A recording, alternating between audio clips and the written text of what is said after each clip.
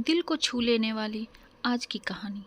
एक 5-6 साल का मासूम सा बच्चा अपनी छोटी बहन को लेकर मंदिर के एक तरफ कोने में बैठा हाथ जोड़कर भगवान से ना जाने क्या मांग रहा था।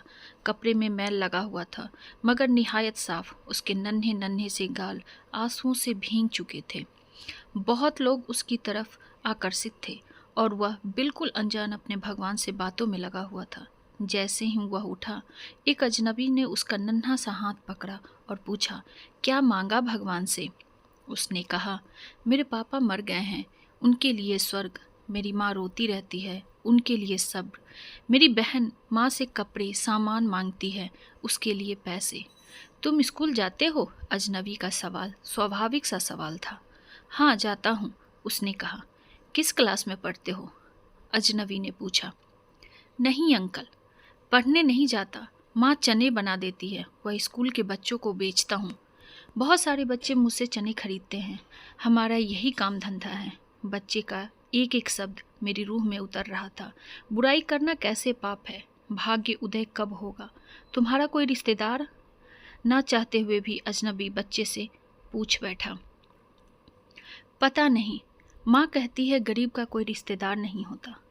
माँ झूठ नहीं बोलती, पर अंकल मुझे लगता है मेरी माँ कभी कभी झूठ बोलती है।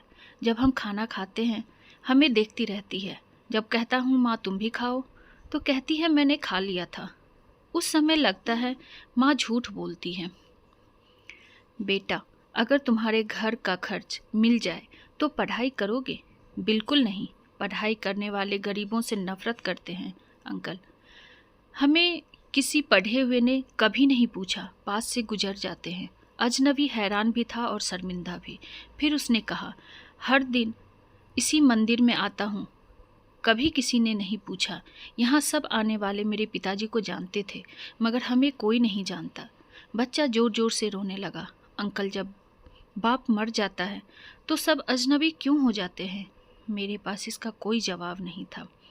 ऐसे कितने मासूम होंगे जो हसरतों से घायल हैं। बस एक कोशिश कीजिए और अपने आसपास ऐसे ज़रूरतमंद यतीमों, बेसहारों को ढूंढिए और उनकी मदद कीजिए।